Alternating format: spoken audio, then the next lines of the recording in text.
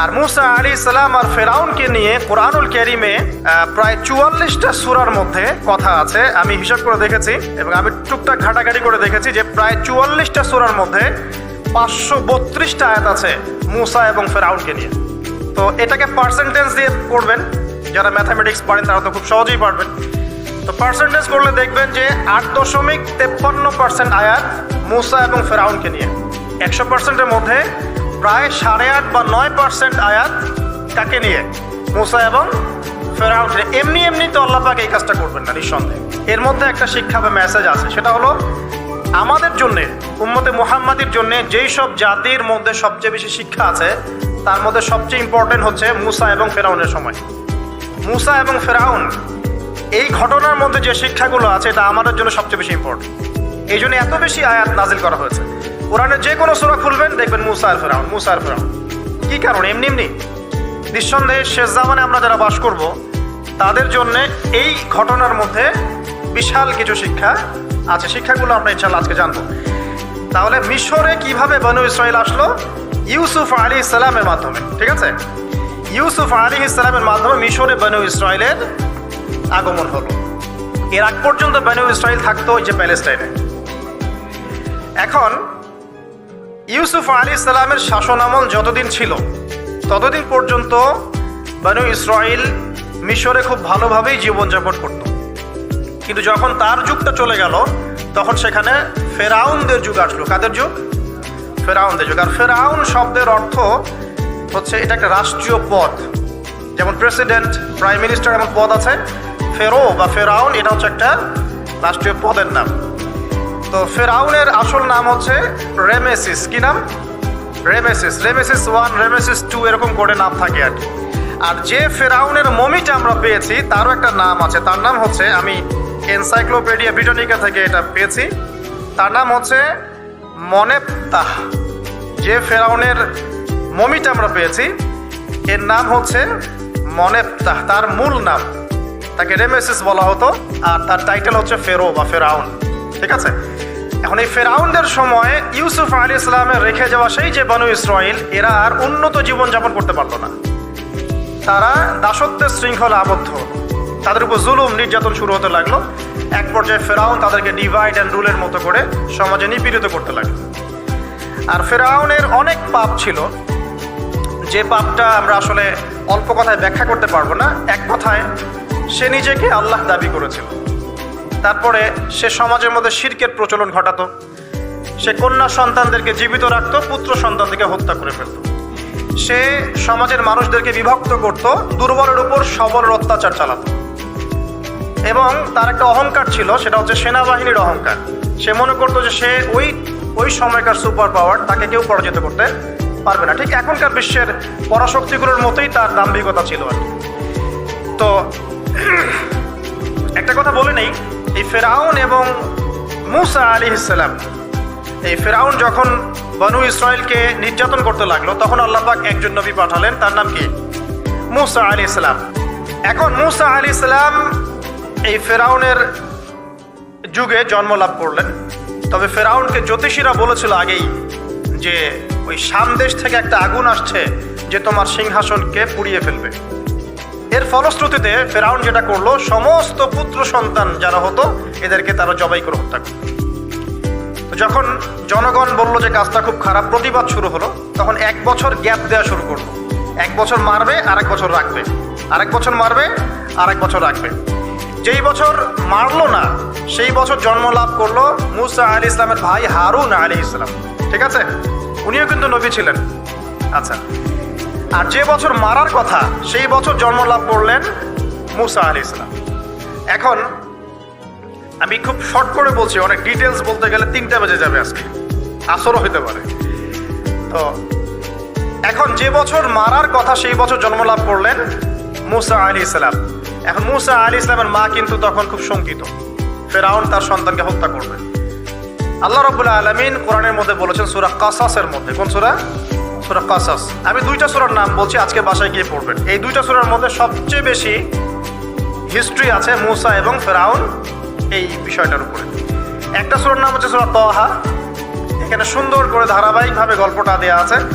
আরেকটা সূরা হচ্ছে সূরা কাসাস, এই দুটা পড়বেন অর্থসহ। তো মুসা আলাইহিস সালামের মায়ের হৃদয়টা খুব শঙ্কিত ছিল যে তার সন্তানকে হত্যা করে ফেলা হবে।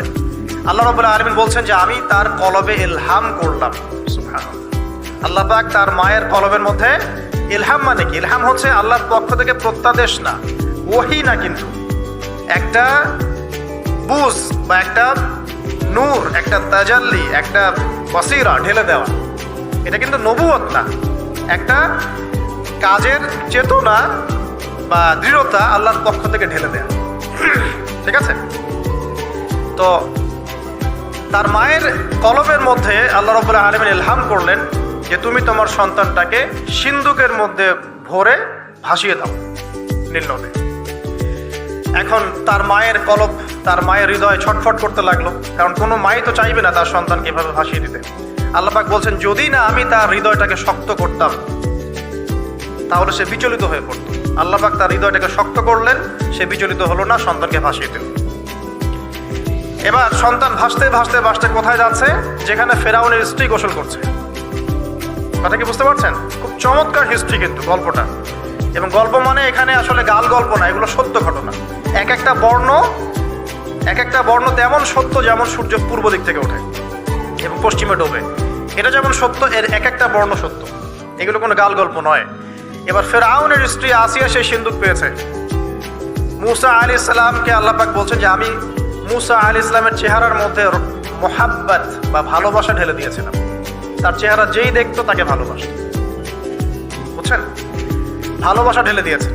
এবার ফেরাউনের স্ত্রী আসিয়া, এখানে আসিয়া নন, অন্য একজন স্ত্রী হয়তো, তিনি বলছেন যে ফেরাউনকে বলছে যে একে আমরা আমাদের কাছে রেখে দিই, হয়তোবা সে আমাদের উপকারে আসবে, অথবা তাকে আমরা সন্তান হিসেবে গ্রহণ করতে পারি।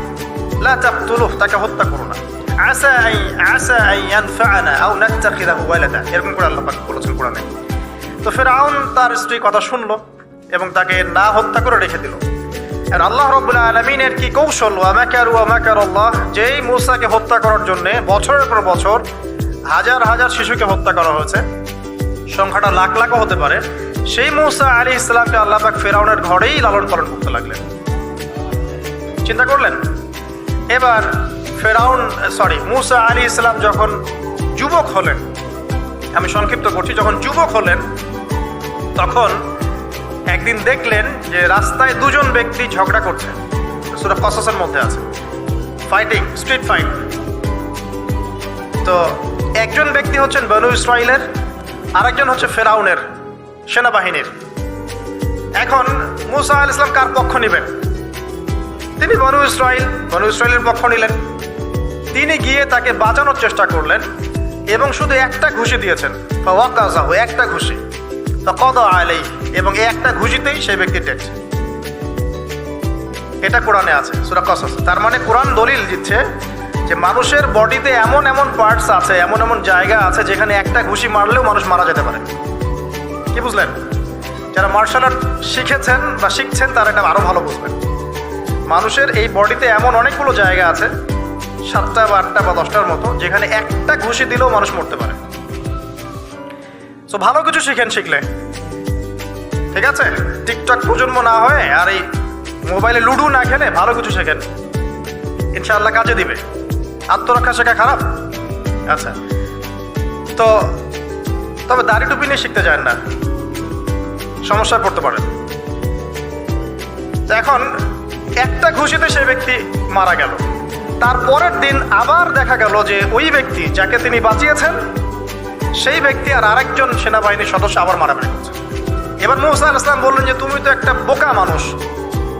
এবার সে আবার চড়াও হতে শুরু করলো মূসা আলাইহিস সালাম, কিন্তু এবার একজন ব্যক্তি এসে তাকে বললেন যে গতকাল তুমি কিন্তু একজনকে হত্যা করেছো এক ঘুষিতে, আজকে আবার তুমি এই কাজ করতে যাচ্ছ, তুমি তো এখানে স্বৈরাচারের মতো আচরণ করছে।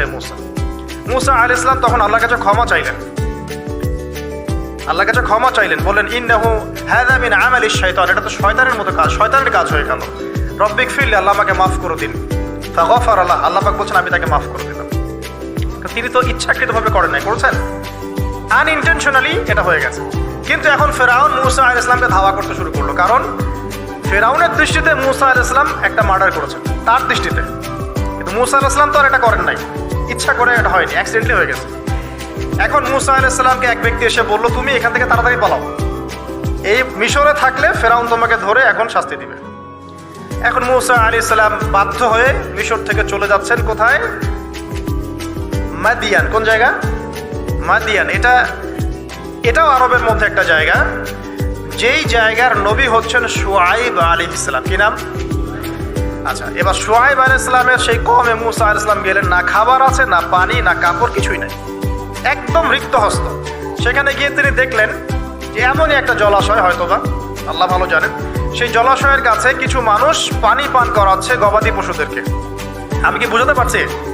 আচ্ছা, তো দূরে দুজন মেয়ে দাঁড়িয়ে আছে, এই দুজন মেয়ে অনেকক্ষণ থেকে দাঁড়িয়ে আছে, তারা পানি পান করাতে পারছে না। মুসা আলাইহিস সালাম অনেকক্ষণ থেকে অবজার্ভ করছেন যে মেয়ে দুটো পানি পান করাতে পারছে না গবাদি পশুদেরকে। তিনি প্রথমে একটু অস্বস্তি বোধ করলেন, তারপরে আবার গেলেন তাদের কাছে, গিয়ে বললেন কি সমস্যা। তখন সেই মেয়েরা বলল, যতক্ষণ পর্যন্ত আমার কওমের লোকেরা এখান থেকে সরে যায় না, ততক্ষণ আমরা পানি পান করাতে পারি না, কারণ আমরা দুর্বল, মেয়ে মানুষকে টাইম দিচ্ছে না আর কি। এদিকে আমাদের বাবা অত্যন্ত বৃদ্ধ মানুষ, বাসায় পড়ে আছেন একা। তখন মুসা আলাইহিস সালাম যুবক ছিলেন এবং তিনি কিন্তু শক্তিশালী ছিলেন, কওয়িউন আমিন, বিশ্বস্ত এবং শক্তিশালী। ওই যে এক ঘুষিতে মানুষ মারা মানুষ, কি মনে করছেন? তো তিনি এবার ওই গবাদি পশুদেরকে নিয়ে এসে পানি পান করালেন। পানি পান করিয়ে তিনি একটা গাছের ছায়ায় গিয়ে বসলেন। এই প্রত্যেকটা কথা কিন্তু কোরআনে আছে, প্রতিটা কথাই। সূরা কসস পড়েন, সূরা তাহা পড়েন। গাছের ছায়ায় বসে তিনি একটা দোয়া করছেন, এবার হাত উঁচু করে দোয়া করছেন, রব্বি, হে আমার প্রতিপালক, ইন্নী লিমা আনজালতা ইলাইয়া মিন খায়রিন ফাকির। হে আল্লাহ, আপনি আমার প্রতি যে রহমত বা যে করুণা বর্ষণ করবেন, এর জন্য আমি ফকির হয়ে বসে আছি। দোয়ার ভাষাটা শুনছেন? আল্লাহ, আপনি আমার প্রতি যে করুণা বর্ষণ করবেন, আমি এর জন্য ফকির হয়ে বসে আছি। তো প্রত্যেকটা নেক কাজ করার পরে এরকম দোয়া করা সুন্নাত, দোয়া কবুল হয়ে যাবে। দোয়া সাথে সাথে কবুল হয়ে গেল। এখন ওই দুইজন মেয়ের মধ্যে একজন মেয়ে হেঁটে হেঁটে আসছে। ওই মেয়ে কিভাবে হেঁটে এসেছে সেটাও কোরআন বলেছে, কিভাবে হেঁটে এসেছে সেটাও কোরআনে বলেছে সূরা কসসের মধ্যে। সূরা কসসে আল্লাহ পাক বলছেন, ওই দুইজন মেয়ের মধ্যে একজন হেঁটে হেঁটে আসলো লাজুক পায়ে। কেমন পায়ে? লাজুক পায়ে। যেই চলাফেরা আপনি এখনকার মেয়েদের মধ্যে দেখতে পারবেন না। এখনকার মেয়েদের হাঁটার মধ্যে লজ্জা আছে, লজ্জাশীলতার সাথে লাজুক ভঙ্গিতে সেই মেয়ে হেঁটে হেঁটে আসলো। আল্লাহ পাক সেই কথাটাও কোরআনে বলছে। এখনকার যে পশ্চিমা সংস্কৃতির অনুকরণ করে যে মেয়েরা, এদের মধ্যে আপনি এই ভাবটা পাবেন। তাদের হাঁটা দেখলে আপনি মনে হবে লজ্জা আছে ভিতরে কোনো। এই বিষয়টা নিয়ে খুব ভাবছিলাম। দেখেন, সূরা আরাফের মধ্যে আল্লাহ পাক বলেছেন, শয়তান তোমাদের পিতা এবং মাতাকে জান্নাত থেকে বের করে দিয়েছে, তোমরা শয়তান সম্পর্কে সতর্ক থেকো। যখন জান্নাত থেকে বের হয়ে যাবেন, তার আগে যখন তারা ওই যে গাছের কাছে গিয়েছেন, সর্বপ্রথম যে ঘটনা ঘটেছে সেটা হলো গায়ের কাপড় খুলে গেছে। আমার কথা বুঝতে পারছেন না? ফলের কাছে যাওয়ার পর সর্বপ্রথম যে ঘটনা ঘটেছে জান্নাতে, নিজেদের গায়ের কাপড় খুলে গিয়েছে। এরপরে গাছের ছাল এবং গাছের যে বড় বড় পাতা জান্নাতের, এগুলো দিয়ে তারা লজ্জাস্থান ঢাকা শুরু করেছিলেন। এটাও কোরআনে আছে। এখন আল্লাহ পাক যখন নামিয়ে দিচ্ছেন দুনিয়াতে, আদম সন্তানদেরকে আল্লাহ পাক বলছেন যে তোমরা শয়তান সম্পর্কে সতর্ক থেকো, শয়তান কিন্তু তোমাদের পিতা মাতার কাপড় খুলে নিয়েছিল। কথা বুঝতে পারছেন? এখন খেয়াল করে দেখেন যে কাপড় খুলে নেওয়া দরকার হচ্ছে না, মানুষ অটোমেটিক কাপড় খুলে দিচ্ছে।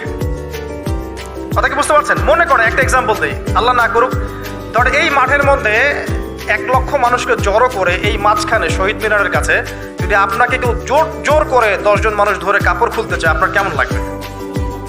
চিন্তা করেন, পুরুষ হিসেবে চিন্তা করেন, মহিলার কথা বাদ দেন। আপনি তো পুরুষ, আমাদের কি ভালো লাগবে?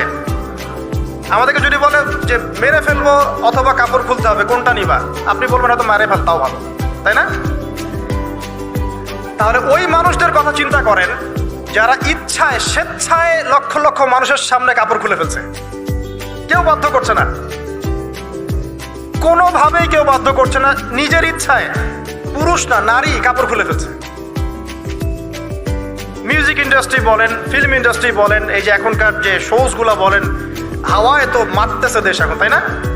তো এই যে বিষয়গুলো দেখছেন, গেট আপ, ড্রেস কোড, মানুষ কি এটাকে জোর করে খুলে নিয়েছে গা থেকে? ইচ্ছা করে খুলে দিয়েছে, তাহলে এদের অবস্থান চিন্তা করেন যে এদেরকে কার সাথে তুলনা করবেন আপনি এখন?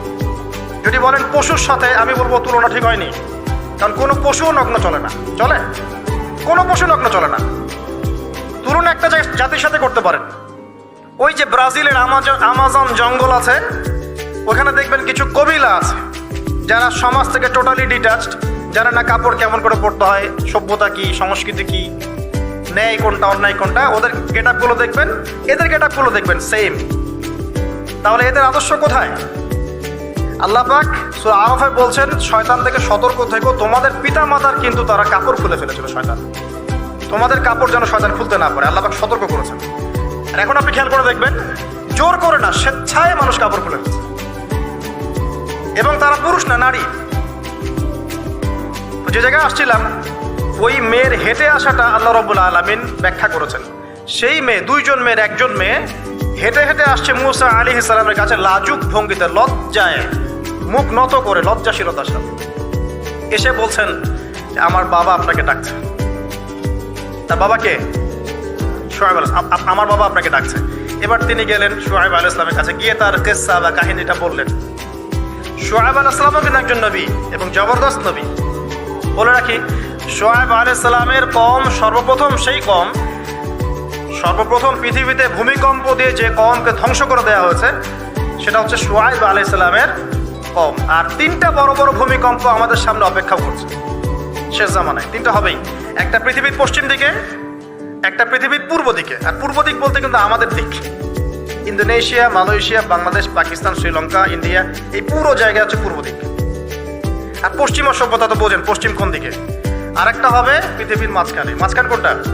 এই যে জাজিরাতুল আরব, এখানে একটা হবে। এটা হবেই, কোনো বিজ্ঞানী ঠেকাতে পারবে না। তো শুআয়ব আলাইহিস সালামের কওম সেই কওম যাকে ভূমিকম্প দিয়ে ধ্বংস করা হয়েছিল। তো এখন মূসা আলাইহিস সালাম তার কাছে গিয়ে তার ঘটনাগুলো বললেন। শুআয়ব আলাইহিস সালাম তাকে বললেন, ঠিক আছে, আমার মেয়ের একটা দাবি।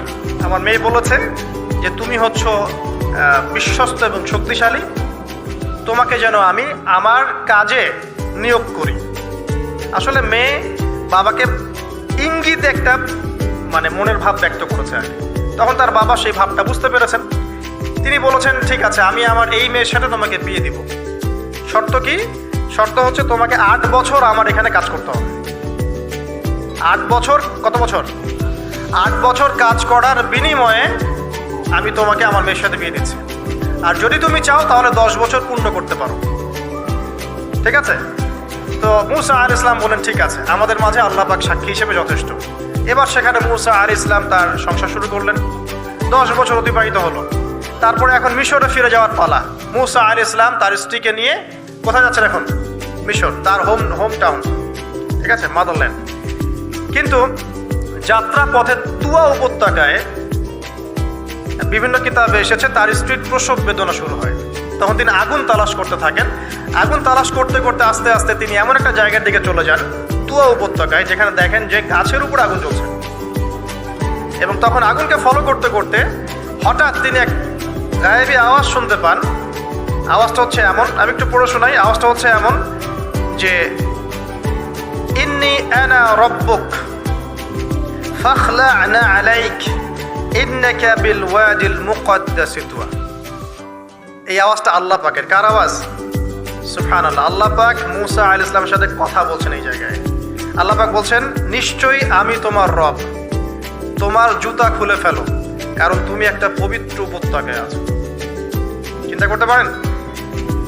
ওয়া আনা ইখতারতুকা, এবং আমি তোমাকে বাছাই করেছি হে মূসা, ফাসতামি' লিমা ইউহা, তুমি খুব মনোযোগ দিয়ে শোনো, আমি তোমার কাছে যা ওহী করছি এটা মনোযোগ দিয়ে শোনো। ইন্নানি আনা আল্লাহ, নিশ্চয়ই আমি আল্লাহ। আল্লাহ বলছেন, ইন্নানি আনা আল্লাহ, নিশ্চয়ই আমি আল্লাহ। লা ইলাহা ইল্লা আনা, আল্লাহ বলছেন আমি ছাড়া কোনো ইলাহ নেই। ফা'বুদনি, আমার ইবাদত করো। ওয়া আকিমিস সালাতা লিযিকরি, আমার স্মরণের জন্য সালাত কায়েম করো। ইন্নাস সাআতা লাআতিয়াতুন, নিশ্চয়ই কিয়ামত অবশ্যই আসবে। আকাদু উখফিহা, আমি এটাকে গোপন রেখেছি। লিতুজজা কুল্লু নাফসিন বিমা তাসআ, যাতে করে প্রত্যেক নফসকে তার প্রতিদান দেয়া যায়। ফালা ইয়াসুদ্দান্নাকা আনহা মান লা ইউমিনু বিহা ওয়াত্তাবা'a হাওয়াহু ফাতারদা, যারা প্রবৃত্তির অনুসরণ করে তারা যেন তোমাকে এই বিষয়টার প্রতি ঈমান আনা থেকে দূরে রাখতে না পারে। আল্লাহ পাক এই পর্যন্ত বললেন। এরপর আল্লাহ বলছেন ওয়ামা তিলকা বিয়ামিনিকা ইয়া মূসা, মূসা তোমার ডান হাতে এটা কি? মূসা আলাইহিস সালাম বলছেন যে ক্বালা হিয়া আসায়া, এটা আমার লাঠি। তার সাথে কি ছিল? একটা লাঠি।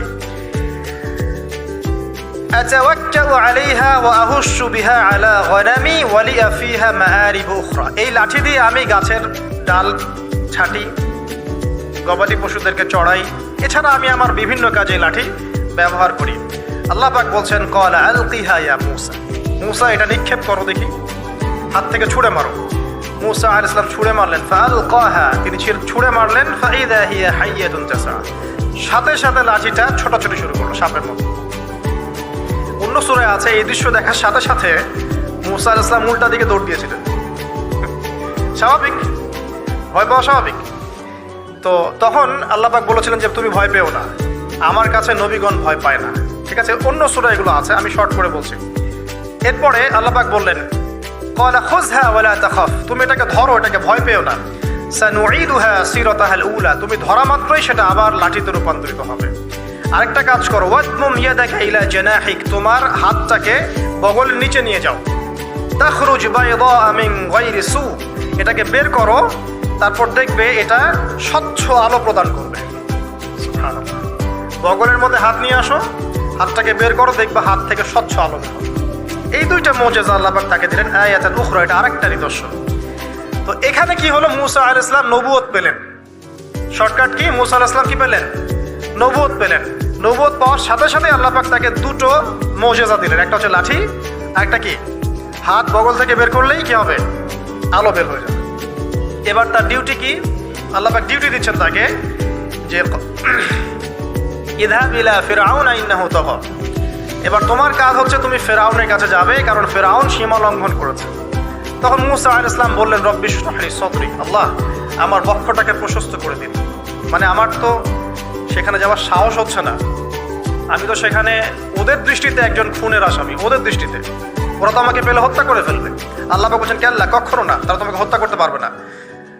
তখন তিনি দোয়া করছেন আল্লাহ আমার হৃদয়টাকে প্রশস্ত করে দিন, ওয়াইয়াসসির লি আমরি, আমার কাজকে সহজ করে দিন, ওয়াহলুল উকদাতাম মিন লিসানি, আমার লিসান, আমার জিহ্বায় জড়তা আছে আল্লাহ, এটাকে দূর করে দিন, ইয়াফকাহু কওলি, যাতে মানুষ আমার কথা বুঝতে পারে। এই দোয়া করলেন, কবুল হয়ে গেল। এবং আরো দোয়া করলেন যে ওয়াজআলি ওয়াজিরাম মিন আহলি, আমার পরিবারের মধ্য থেকে একজন ওজির দেন। ওজির মানে সহায়ক, যেটা হচ্ছেন হারুন আলাইহিস সালাম, যাতে করে আমরা কি করতে পারি? বেশি বেশি আমরা জিকির করতে পারি এবং আমাদের কাজ সহজ হয়। আল্লাহ রাব্বুল আলামিন তার ভাই হারুন আলাইহিস সালামকেও নবুয়ত দান করলেন, দুজন মিলে। এখন আল্লাহ পাক বলেছেন ইযহাবা ইলা ফিরআউন, তোমরা দুজন ফিরআউনের কাছে যাও, ইন্নাহু তাগা, সে সীমা লঙ্ঘন করেছে, তবে ফাকুলা লাহু কাওলান লাইয়িনা, তার সাথে নরম সুরে কথা বলো, লাআল্লাহু ইয়াতাযাক্কারু আও ইয়াখশা, হয়তোবা সে উপদেশ গ্রহণ করবে অথবা আল্লাহকে ভয় করতে পারে। তো ডিউটি দেয়া হলো যে তোমাদের কাজ এখন এটা, এবং তোমাদের ভয় পাওয়ার কোনো কারণ নাই, সে তোমাদের কোনো ক্ষতি করতে পারবে না। তার কাছে যাও, মুজিজা দেখাও, আল্লাহর দিকে দাওয়াত দাও, লা ইলাহা ইল্লাল্লাহ।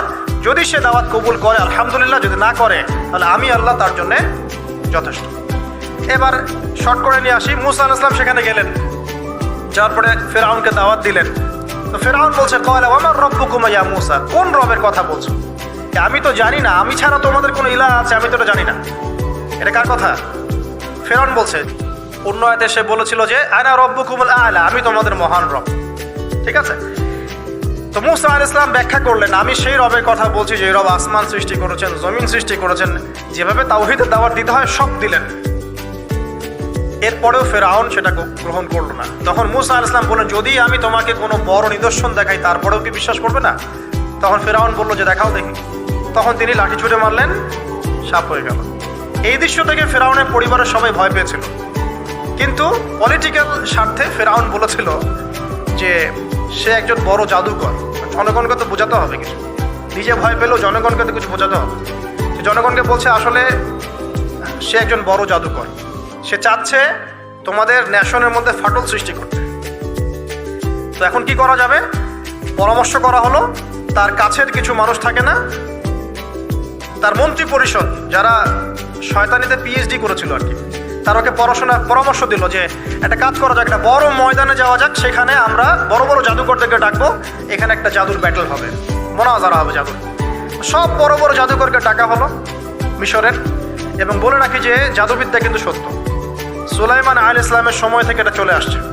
হারুত এবং মারুত ফেরেশতাকে কিন্তু এর মধ্য দিয়ে পরীক্ষা করা হয়েছে মানব জাতিকে। যাই হোক, তো জাদু থেকে বাঁচার জন্য কোরআন এবং সুন্নাহর যে দোয়া কালামগুলো আছে এগুলো নিয়মিত পড়বেন ইনশাআল্লাহ। আল্লাহ পাক আমাদেরকে হেফাজত করুন, আমিন। তো আমি শর্ট করছি। তো এবার জাদুকররা একদিকে, মূসা আলাইহিস সালাম একদিকে। মূসা আলাইহিস সালামকে তারা বলছে তুমি আগে ছুঁড়ে মারবে না আমরা ছুঁড়ে মারবো। মূসা আলাইহিস সালাম বলছে বালাল তোমরা ছুঁড়ে মারো। তখন তারা যখন তাদের লাঠিগুলো ছুঁড়ে মারলো, এগুলো সাপ হয়ে গেল। এটা একটা চোখের ভেলকিবাজি ছিল। আল্লাহ পাক এই জাদুটাকে বলেছেন কোরআনে সিহরুন আযীম, বড় একটা জাদু করেছিল তারা। মানে তারা জাদুবিদ্যায় খুব পারদর্শী ছিল। এখন যেমন সায়েন্সের যুগ, তখন কিন্তু জাদুবিদ্যার যুগ ছিল, ঠিক আছে? তো মূসা আলাইহিস সালাম তারপর কিছুটা ভয় পেয়ে গেলেন। আল্লাহ পাক বলেন তুমি ভয় পেও না, বরং তোমার লাঠি ছুঁড়ে মারো, ইন্নাকা আনতাল আ'লা, তুমি বিজয়ী হবে ইনশাআল্লাহ তাআলা। এরপর মূসা আলাইহিস সালাম লাঠি ছুঁড়ে মারার সাথে সাথেই তার লাঠিটা যে সাপে রূপান্তরিত হলো, এই সাপটা বাকি সব সাপকে খেয়ে ফেললো। এই দৃশ্য দেখার সাথে সাথেই ওই জাদুকর যারা ছিল, সবচেয়ে বড় বড় জাদুকর, একটা সমাজে সবচেয়ে বড় বড় জাদুকর, সাথে সাথে মুসলিম হয়ে গেল। বললো যে আমান্না বিরব্বি হারুন ওয়া মূসা, আমরা মূসা এবং হারুনের রবের প্রতি ঈমান নিয়ে আসলাম। তখন ফিরআউন বলল যে ও আচ্ছা, তাহলে ইন্নাহু কাবীরুকুম আল্লামাকুমুস সিহর, তাহলে মূসাই হচ্ছে তোমাদের লিডার, যে তোমাদেরকে জাদু শিখিয়েছে। তাহলে পলিটিক্যাল লোকজনের কথাগুলো এরকমই হয়, সত্য কখনো স্বীকার করতে যাবে না। তো তাহলে মূসাই মনে হয় তোমাদের চেয়ে বড় জাদুকর, তাহলে তোমাদের শাস্তি দিব এবার আমরা। কি শাস্তি? ওই যে শুলদণ্ড দিয়ে ডান দিকের হাত বাম দিকের পা কেটে ফেলবো। চিন্তা করতে পারেন, একদিকের হাত একদিকের পা কেটে শুলদণ্ড দিয়ে ঝুলিয়ে রাখলো। তখন এই জাদুকররা এমন একটা কথা বলেছে যেটা পড়লে আমাদের চোখ দিয়ে পানি পড়ে যায়। এই জাদুকররা বলেছিল যে তোমার যা ইচ্ছা তুমি তা করো, ফাকদি মা আনতা ক, তোমার যা মনে চায় তাই করো। কথাটা শুনছেন? ফাকদি মা আনতা ক, তোমার যা মনে চায় তাই করো। কিন্তু আমরা ইন্না আমান্না বিরব্বি হারুন ওয়া মূসা, আমরা মূসা এবং হারুনের রবের প্রতি ঈমান এনেছি। আশা করা যায় যে আমরা এই ঈমান আনার ফলে সারা জীবন জাদুবিদ্যা চর্চা করে যে পাপ করেছি, আল্লাহ পাক সব পাপ মাফ করে দিবেন ইনশাআল্লাহ। দেখেন, একটা সেজদা না করেও তারা জান্নাতে চলে গেল। দেখলেন, তারা কিন্তু নামাজ পড়তে পারে নাই, সুযোগ হয়নি, রোজা রাখতে পারে নাই, যাকাত দিতে পারে নাই, শুধু খালেস ঈমান যে না আল্লাহকে চিনেছি, আল্লাহ ছাড়া কোনো ইলাহ নাই, আল্লাহ ছাড়া কাউকে পরোয়া করি না, আল্লাহই সব কিছু। তারপরে তাদেরকে ফাঁসি দেওয়া হলো, হাত পা কেটে ফেলা হলো, জান্নাত। এই ঘটনাটা পড়বে তহার মধ্যে আছে। যাই হোক, এখন এভাবে যখন মূসা আলাইহিস সালামকে পরাজিত করতে পারলো না, মূসা আলাইহিস সালাম তাদেরকে সময় দিলেন, তওবা করে ফিরে আসো, আল্লাহ পাক মাফ করে দিবেন। কিন্তু ফেরাউন এবং তার দলবল এগুলো সহ্য করলো না, বরং ফেরাউন টিটকারি করছিল, এই হামান তুমি আছো? হামান বলছে হ্যাঁ আছি। আমার জন্য একটা বড় প্রাসাদ নির্মাণ করো, ইট পোড়াও, আমার জন্য উঁচু প্রাসাদ তৈরি করো, যাতে আমি উকি মেরে দেখতে পারি মূসার রব কোথায় আছে। কথা বুঝতে পারছেন? আমার কাছে মনে হয় হয়তোবা, আল্লাহু আ'লাম, হয়তোবা এই আয়াতটা মিশরের পিরামিডের দিকে ইঙ্গিত করছে, হয়তোবা, আমি জানি না সঠিক, আমি মানে 100% নিশ্চিতভাবে বলতে পারবো না, কিন্তু আমার কাছে মনে হয় হয়তোবা এটা সেই সময়কারই ঘটনা যে হামান ইট পোড়াতে থাকো, ইট এবং পাথর পোড়াও, উঁচু উঁচু উঁচু একদম সর্বোচ্চ কিছু তৈরি করো, প্রাসাদ তৈরি করো, যাতে করে আমি তার উপরে উঠে মূসার ইলাহকে দেখতে পারি। এটা কার কথা ছিল? ফেরাউনের। এটা করাও হয়েছে।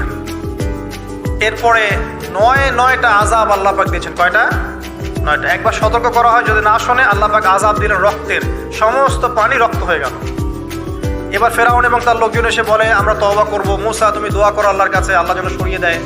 মূসা আলাইহিস সালাম দোয়া করেন, আযাব সরে যায়, তারা আবার নাফরমানি শুরু করে। কথা বুঝতে পারছেন? তারপরে আযাব আসলো ব্যাঙের, সবখানে ব্যাঙ দিয়ে ভর্তি। তারপরে আবার তওবা করার প্রত্যয় ব্যক্ত করলো, তওবা করলো না, আবার আযাব। এরপরে আযাব উকুনের, কিসের? উকুন। এভাবে একটা একটা করে আসতে থাকলো। এবার প্লেগ, তারপর ফড়িং। প্লেগ এমনভাবে এসেছিল যে একদিনেই 70,000 মানুষ মারা গেছে। এভাবে 9টা আযাব আল্লাহ পাক দিলেন, কিন্তু ফেরাউন কিছুতেই ঈমান আনলো না। এবার সবশেষ পালা। সর্বশেষে মূসা আলাইহিস সালাম বললেন যে বনু ইসরাইলকে আমার সাথে যেতে দিবা কিনা সেটা বল।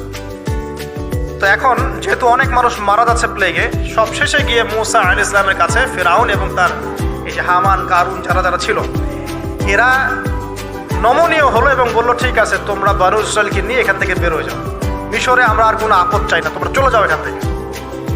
এবার যখন মূসা আলাইহিস সালাম এবং বনু ইসরাইল এখান থেকে বের হয়ে যাচ্ছেন, বলা হচ্ছে তাদের সংখ্যা ছিল প্রায় 30 লক্ষ, কেউ বলেছেন 40 লক্ষ। সংখ্যাটা ফ্যাক্ট না। বনু ইসরাইলের একটা বড় কম ছিল, 10 থেকে 20% মানুষ মিশরের বনু ইসরাইল ছিল। তারা এখন বের হয়ে যাচ্ছেন রাতের অন্ধকার শেষ হয়ে ফজরের সময়। ফেরাউনের মাথায় আবার শয়তানি চাপলো। সে বলল না, এদেরকে যেতে দেওয়া যাবে না, যদি চলে যায় ওখানে গিয়ে যদি বিদ্রোহ করে আমাদের উপর হামলা করে, কি করণীয়? ফুল ফোর্স নিয়ে, তার যত সেনাবাহিনী ছিল সমস্ত সেনাবাহিনী নিয়ে ফেরাউন মূসা আলাইহিস সালাম এবং তার কওমকে ধাওয়া করা শুরু করলো পিছন থেকে। এবার মূসা আলাইহিস সালাম যাচ্ছেন, তার কওমকে সাথে নিয়ে সামনে পড়ে গেল লোহিত সাগর। কোন সাগর?